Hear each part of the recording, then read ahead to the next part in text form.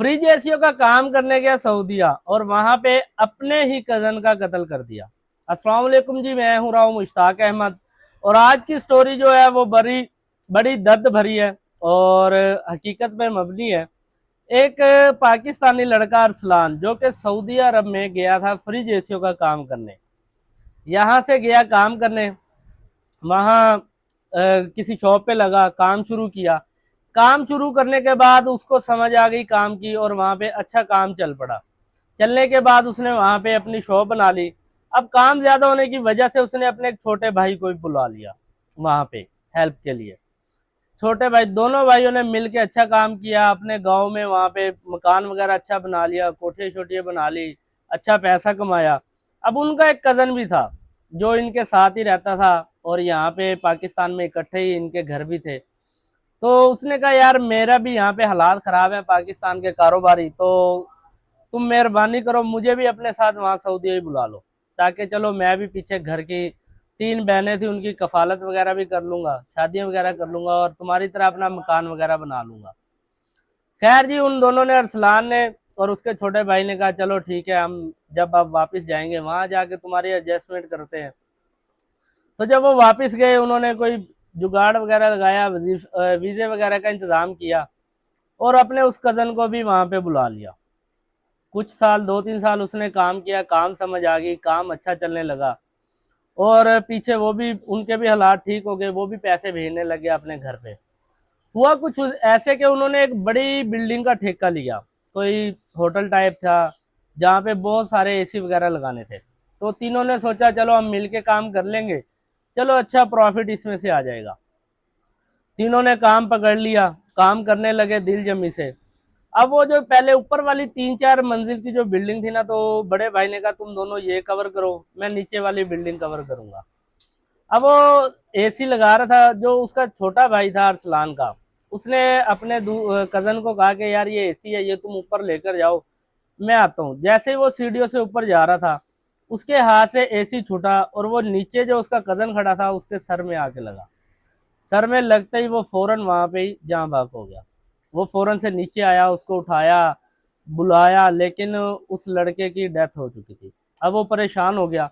अच्छा, दूसरा जो उनका भाई नीचे काम कर रहा था अरसलान, उसको इस चीज की खबर नहीं हुई क्योंकि काफी ऊपर था, वो ऊपर वाली बिल्डिंग पे थे। वो चुप करके नीचे आया। जब उसने, अरसलान ने देखा कि ये तेजी से यानी कि जा रहा है, किधर जा रहा है, उसने से पकड़ा कि कहाँ जा रहे हो। अरे यार मैं अभी आ रहा हूँ, मेरे एक दोस्त की कॉल आई है, तो मैं वो जरा परेशानी में, मैं उसकी परेशानी का यानी कि पूछ के आता हूँ क्या परेशानी है, तो फिर मैं अभी आगे काम करता हूँ। दूसरा भाई जो है वो ऊपर काम कर रहा है, वो वहां से भाग गया। अब काफी देर बाद जब वो नहीं आया और उसने अपने भाई को आवाज वगैरह दी, उसने भी कोई आवाज नहीं दी और ना वो नीचे आया। उसने कहा यार वो अकेला काम कर रहा है, चलो मैं देखूं इन्होंने काम कहाँ तक किया है।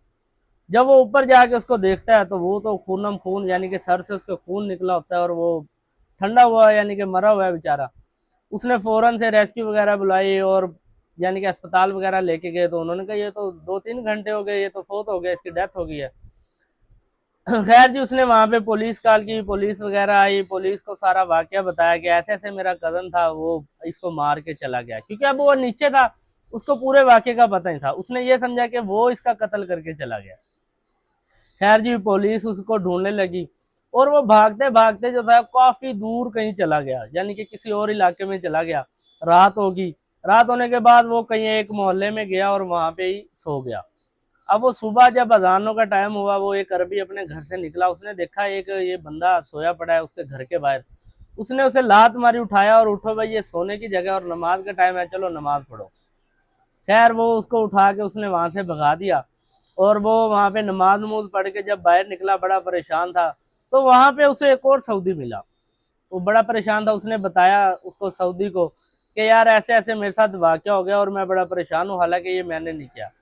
बड़ा रहम दिल था। उसने कहा अच्छा चलो मैं तुम्हारा कोई इलाज करता हूँ, लेकिन उससे पहले तुम्हें पहले कहीं छुपना पड़ेगा।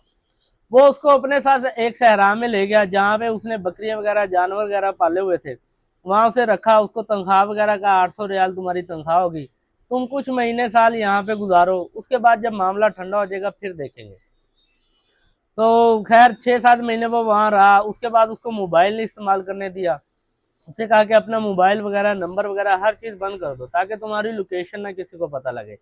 अगर ऐसा हुआ तो तुम्हारे साथ मैं भी फंस जाऊंगा। तो खैर जी, उसने नंबर वगैरह अपना बंद कर दिया। जब 6 महीने साल गुजर गया, उसके बाद नंबर घर वालों से बातचीत की और बताया कि मैं ऐसे ऐसे मेरे साथ ये वाक़या हुआ और मैं इधर हूँ। उसने घर वालों को भी बता दिया कि मैंने उसे कत्ल नहीं किया, ये अचानक से एक वाक़या था और मैं डर के इसलिए भाग गया क्योंकि मैंने सुन रखा था कि सऊदी अरब की जो कानून है वो बड़े सख्त हैं, कत्ल का बदला कत्ल होता है, यानी कि खून के बदला खून। तो मैं इस डर से वहां से भाग गया।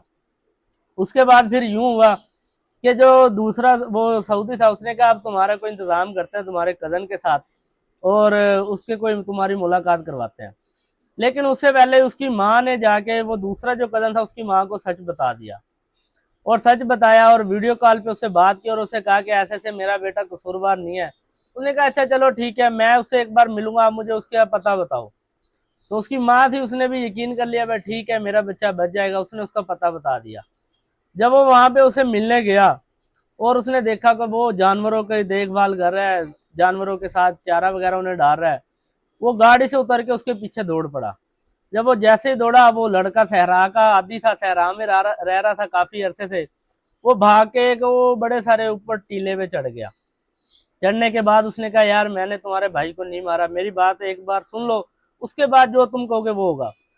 लेकिन वो मानने के लिए तैयार नहीं था। वो जैसे उसके पीछे भाग रहा था कि उसका भी पांव स्लिप हुआ और वो उल्टे उल्टे मुंह यानी कि नीचे गिरा और रिड़ते रिड़ते जमीन पे आ गया, बेहोश हो गया। अब वही उसका कदन परेशानी में नीचे आया कि कहीं इसे भी कुछ ना हो गया हो। नीचे आके उसने उसे उठाया, पानी वगैरह पिलाया, होश आई। उस लड़के ने फिर उसका गिरेबान पकड़ लिया। उसने कहा यार तुम मेरी बात तसल्ली से सुन लो, उसके बाद जो तुम कहोगे, जो तुम सजा दोगे वो मुझे कबूल है। हुआ फिर ऐसे कि उसने जब सारी स्टोरी सुनाई, उसने कहा यार सारी स्टोरी मैंने तुम्हारी सुन ली है, लेकिन तुम ये बताओ कि तुम भागे क्यों। फिर उसने बताया यार मैं भागा इसलिए था, मैंने सुना हुआ था यहाँ कानून, तुमने ही मुझे डराया हुआ था कि यहाँ इतने कानून है, किसी लड़की को ही देखना, आंखें का निकाल लेते हैं, जुबान से नहीं कुछ कहना, जुबान काट देते हैं और ऐसे ऐसे। तो मैं बड़ा डर गया था उस वक्त परेशानी में। और मेरा तो भाइयों जैसा था, यानी कि वो कजन था बेशक, लेकिन मैं भाई समझता था उससे छोटा। तो परेशान हो गया इसलिए मैं भाग गया था।